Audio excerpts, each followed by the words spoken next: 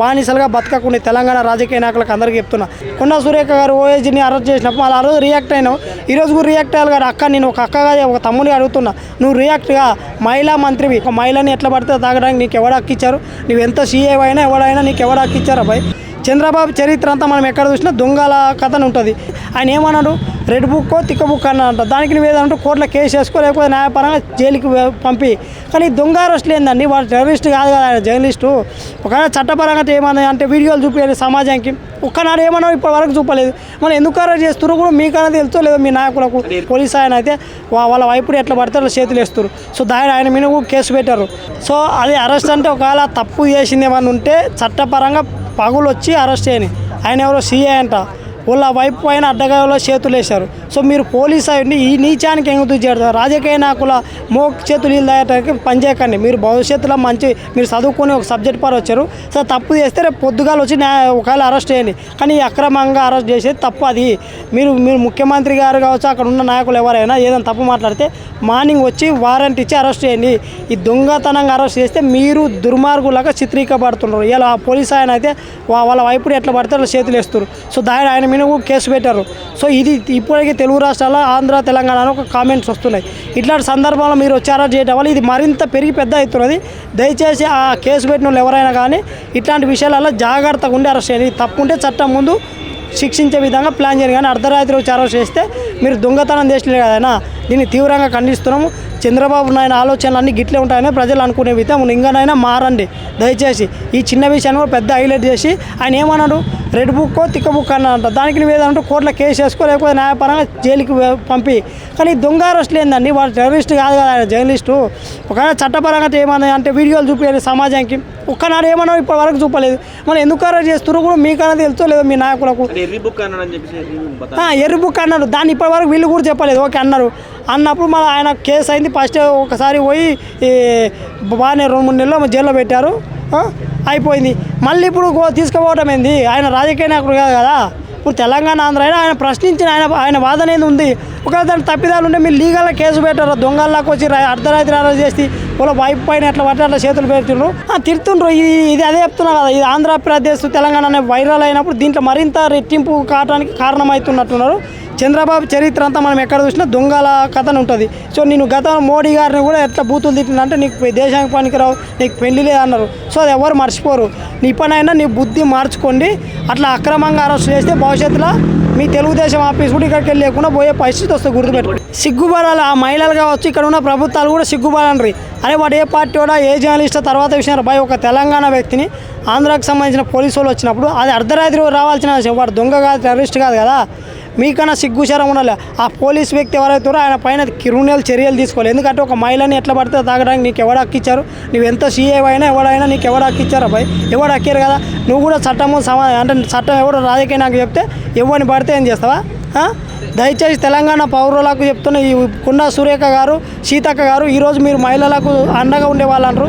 మరి ఈరోజు కళ్ళు మూసుకున్నారా మీరు? అంటే మీకు సంబంధించిన తెలుగుదేశం నాయకులు అంటే మీ గతంలో మీ బాస్ అయినందుకు ఇవాళ బాస్ ఏం చేస్తే దాన్ని ప్రశ్నించకుండా ఉంటే రేపు భవిష్యత్తులో మీకు ఇబ్బందులు అవుతాయని ఈ సందర్భంగా కొండా సురేఖ గారికి, సీతక్కకి తెలియజేస్తున్నాం. ఆయన ఏదైనా తప్పు చేస్తే చట్టపరంగా చర్యలు తీసుకోరు. మీకు అక్రమంగా అరెస్ట్ చేసే హక్కు లేదు. భవిష్యత్తులో ఇట్లాంటివి చేస్తే మీరు తెలంగాణలో అడుగు పెట్టడానికి చూస్తారు. ప్రజలు కూడా తిరగబడితే మీ పోలీసు వాళ్ళైనా మీ ప్రభుత్వాలు కూడా దిగిపోతాయి. గుర్తుపెట్టుకుని ఆంధ్ర ప్రభుత్వం హెచ్చరిస్తున్నాం.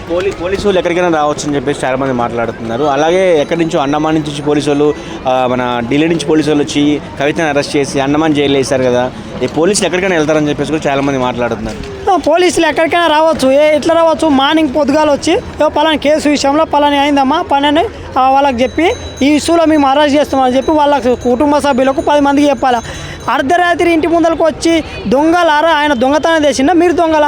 మీరు యూనిఫామ్లో లేకుండా సివిల్ డ్రెస్లో ఎట్లా వస్తారు? మీరు ఇప్పుడు నోటీస్ ఇచ్చేటప్పుడు సివిల్ డ్రెస్లో వచ్చి పోలీసు వాళ్ళు ఇస్తారా అండి? అంటే రాజకీయ నాయకులు చెప్తే మీ పోలీస్ వ్యవస్థ ఏరికైనా దిగజారుతుంది. తెలుగు రాష్ట్రాలలో ఇంత దళిద్రంగా ఉన్నకర్రీ. దయచేసి మీకు గుర్తుపెట్టుకోండి. పోలీసు వాళ్ళకు కూడా ఇట్లాంటి సంఘటనలు జరిగితే ఇబ్బంది అవుతుంది. ఎందుకంటే మీరు కొద్దో ఇంతో గౌరవంగిస్తున్నారు. కానీ మీరు రాజకీయ నాయకులకు బానిసలుగా మారిపోతే ప్రజలు కూడా మీ మీద కూడా తిరగబడతారు. గుర్తుపెట్టుకోండి. మీరు పోలీసు వాళ్ళు అయినా మాత్రం ఎంతవరకు చట్టం ముందు మీరు కూడా ఒకటే. చట్ట పరిధిలో ఏది ఉన్నా ఆ అంశం వరకు మీరు ఒపీనియన్ తీసుకోవాలి. కానీ అర్ధరాత్రి వచ్చి దొంగల అరెస్ట్ చేస్తే మీకు భవిష్యత్తులో కూడా ఇబ్బంది గుర్తుపెట్టుకుని ఆయన కేసు తీసుకునే విధంగా తెలంగాణ ప్రభుత్వం కూడా రియాక్ట్ కావాలి. ఎవరైతే సీఏ ఉన్నారో సీఎం రేవంత్ రెడ్డి కానీ కాంగ్రెస్ నాయకులు కానీ ఎవరు దీని మీద పాజిటివ్గా నెగిటివ్గా ఏ విధంగా రియాక్ట్ అవ్వట్లేదు. రియాక్ట్ అంటే ఆయన దాంట్లో పాలు పంచుకున్నారు. మా బాసు కదా, మా బాసుని ఏమంటే మేము ఎట్లా ఒప్పుకుంటాం అనే విధంగా ఉన్నది. మీ బాస్ అయితే నిన్ను కూడా మీ బాస్ తోడికి పంపిస్తారు తెలంగాణ ప్రజలు గుర్తుపెట్టుకొని. రేపు ఆయన అరెస్ట్ చేస్తే రేపు ఇంకో ఆయన కూడా అరెస్ట్ చేస్తారు. ప్రభుత్వం ఉన్నది ఎందుకు, ఎవరు తప్పిదాలు ఏమున్నదో దానిపైన మీరు లీగల్గా తీసుకోరని చెప్పి ప్రభుత్వమే ఇవ్వాలి. అది మార్నింగ్ టైంలో వచ్చి పలానా సబ్జెక్ట్ మీద తప్పన్నాడు అరెస్ట్ చేయను అని చెప్పి తెలంగాణ పోలీసులతో పర్మిషన్ తీసుకొని పోవాలి. ముందు మీరు వాళ్ళ ఇంటికాడికి పోయి మీరు ట్రై చేసి వాళ్ళు మీకు లొంగపోతే అప్పుడు తెలంగాణ పోలీసులకు ఇన్ఫర్మేషన్ బేగటాన దొరికొచ్చి ఓ డ్రామా ఆడి అరెస్ట్ చేసి దీన్ని తీవ్రంగా ఖండిస్తున్నాము. తెలంగాణ ప్రజలు కూడా ఖండిస్తున్నారు. దాంట్లో ఏదైనా తప్పిదాలు చేస్తాం కూడా లీగల్గా అరెస్ట్ చేయాలి. కానీ ఇట్లా అర్ధరాత్రి వచ్చి అరెస్ట్ చేసేది ఇది ఒక నీచమైన చర్య. రాజకీయ నాయకులకు ఏపీ పోలీసులు ఊడిగాన్ చేస్తున్నారని ఈ సందర్భంగా తెలియజేస్తుంది. అరెస్ట్ అయ్యి 24 hours గడుస్తున్నా కూడా తెలంగాణ నాయకులు కానీ అంటే ప్రతిపక్షాలు కానీ అధికార పక్షం కానీ ఎవరు ప్రతిపక్షాలు ఎందుకు నోరు మీద పెట్టలేదు. వీళ్ళు దొంగలన్నీ వాళ్ళకి కావాల్సిన వాటాలు ఇచ్చినప్పుడు మాట్లాడతారు. మళ్ళీ ఈ విషయం మీద ఇప్పుడు ఇంతమంది గతంలో చాలామంది చెప్పారు కదా తెలంగాణని ఆయన తిట్టిని, మళ్ళీ ఈరోజు ఎందుకు మాట ఆయన కూడా తెలంగాణ జర్నలిస్ట్ కదా, పక్క రాష్ట్రానికి వెళ్ళి పోలీసు వాళ్ళు వచ్చారు. సార్ తప్పున్నదా, తప్పు బహిరంగంగా చెప్పలే వాళ్ళు. ఇప్పటి వరకు మేము ఎందుకు అరెస్ట్ చేస్తున్నాం అనేది కూడా చెప్పకుండా అరెస్ట్ చేశారు. అంటే మరి ఇక్కడ ఉన్న మంత్రులు ఇక్కడ ఉన్న నాయకులారా మీరు ఆంధ్రోళ్ళ లేక మీరు తెలంగాణ ఆంధ్ర విడిపోయింది. కానీ విడిపోయినా కూడా వాళ్ళు ఇక్కడికి వచ్చి అరెస్ట్ చేస్తే ఒక లీగల్గా అరెస్ట్ చేయకుండా ఇట్లా దొంగలకు అరెస్ట్ చేస్తే వాళ్ళ మోకాళ్ళ చేతిలో మీరు బానిసలుగా మారుతున్నారు. వాళ్ళ కాళ్ళు తిన్నట్టు కూడా తెలంగాణ రాష్ట్ర ప్రభుత్వ నాయకులందరూ కూడా.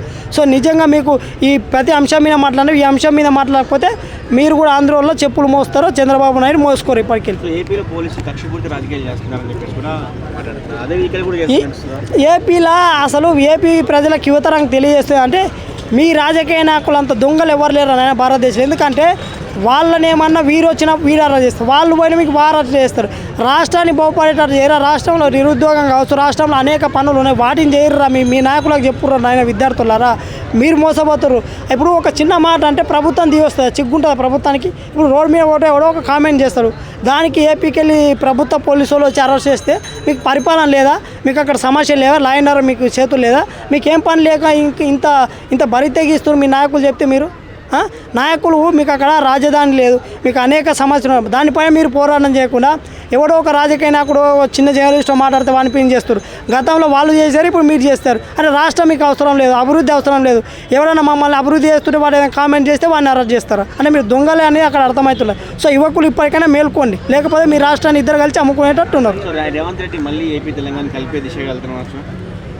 అది మళ్ళీ గుర్తు వచ్చినా కూడా కాదు. ప్రజలు ఇప్పుడు రేవంత్ రెడ్డి యాక్సెప్ట్ చేసినా ప్రజలు రేవంత్ రెడ్డిని కూడా పంపిస్తారు. అక్కడ నువ్వు వెళ్ళిపోరా బాబు, నీ సర్దుకొని మాకు అవసరం లేదా అనే విధంగా ప్రజలు కూడా రియాక్ట్ అవుతారు. తెలంగాణలో ఎట్లా ఉంది రేపు నెక్స్ట్ కేసీఆర్ రావచ్చు చూడాలి. నెక్స్ట్ బీజేపీ అనేది టార్గెట్ ఉన్నది. సో బీజేపీ బలంగా పనిచేస్తే బీజేపీ వస్తుంది. ఒకవేళ బీజేపీ కన్నా వాళ్ళ మధ్య విభేదాలు ఉండి జర కరెక్ట్ పని చేయలేకపోతే ఇక ఆల్టర్నేట్గా కేసీఆర్ ఉంటారు కాబట్టి రావచ్చు. ఫైనల్గా జర్నలిస్ట్ అరెస్ట్ పై ప్రజలకి, నాయకులకి, లీడర్లకి, ఉమెన్ మంత్రులకి ఏం చెప్తారు? ఫైనల్గా మీ అందరూ మానవత్వం దాటుకోండి. ఒక వ్యక్తి తప్పు చేస్తే చట్టపరంగా చర్యలు తీసుకోమని. రేపు మీ కుటుంబంలో మీ వ్యక్తులను తీసుకుపోయినప్పుడు ఇట్లా ఉంటుంది, జరుగుతారా?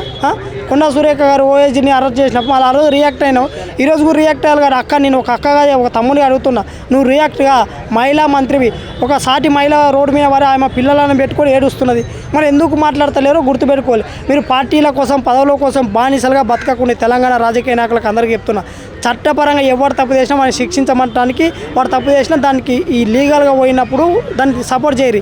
ఒకవేళ అక్రమంగా చేస్తే ప్రతి రాజకీయ నాయకుడు తెలంగాణ అది ఆల్ పార్టీకి చెప్తున్నారు, బీజేపీ, కాంగ్రెస్ అన్నిట్లో కూడా, బీఆర్ఎస్ ఇలాంటి తప్పిదాలు అక్రమంగా కేసులు జరిగితే మాట్లాడకపోతే మిమ్మల్ని బొందబెట్టే అవకాశం వస్తే ప్రజలు గుర్తుపెట్టుకోండి.